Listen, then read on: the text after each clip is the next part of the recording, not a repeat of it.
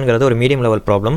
அது பிகினராக இருக்கீங்கன்னா நீங்கள் இந்த மாதிரி லிஸ்ட்டு 2 ஆட் பண்ணுறது, அடுத்தது இன்சர்ட் பண்ணுறது, இந்த ப்ரோக்ராம்லாம் கற்றுக்கிட்டிங்கனாவே போதும். லீட் கோடோட செகண்ட் ப்ராப்ளம் ஈஸியாக ரன் பண்ணி பார்த்துடலாம்.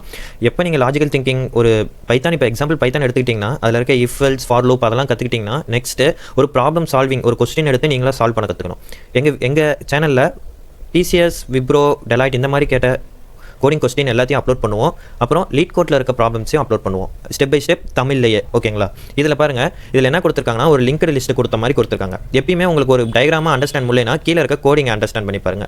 இதில் என்ன கொடுத்துருக்காங்கன்னா 2 லிஸ்ட்டு கொடுத்துருக்காங்க. அந்த 2 லிஸ்ட்லையும் 3 எலமெண்ட் இருக்குது. ஓகேவா? ஃபஸ்ட்டு 2 எலமெண்ட் ஆட் பண்ணும்போது 7 வரும். ஓகேங்களா? 2யும் 5யும் 7 வந்துருச்சு. அடுத்தது 4யும் 6யும் ஆட் பண்ணும்போது 10 வரும். 10 வந்ததுன்னா நான் 0 மட்டும் வச்சுக்கிறேன். அடுத்தது அந்த ரிமைண்டர் 1 நம்ம எழுதுவோம்ல, அதை அப்படியே வச்சுக்கிறேன்.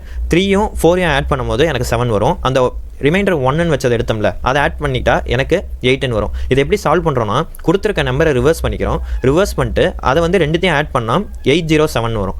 807 ரிவர்ஸ் பண்ணோம்னா நமக்கு தேவையான அவுட்புட் வரும். இதோட ஸ்டெப் பை ஸ்டெப் ப்ராசஸை தமிழ்லையே எங்கள் சேனலில் அப்லோட் பண்ணியிருக்கோம். ஃபுல் வீடியோவை பாருங்கள். ஜஸ்ட் நீங்கள் ட்ரை பண்ணி பாருங்கள். முடியாத பட்சத்தில் எங்கள் சேனலில் நீங்கள் அந்த வீடியோ ஃபுல்லாக பாருங்கள். இந்த மாதிரி புது கோடிங் கொஸ்டின் அது ஈஸியாக தமிழ்லேயே கற்றுக்கணும். ஒரு சிம்பிள் லாஜிக் தெரிஞ்சுக்கணும்.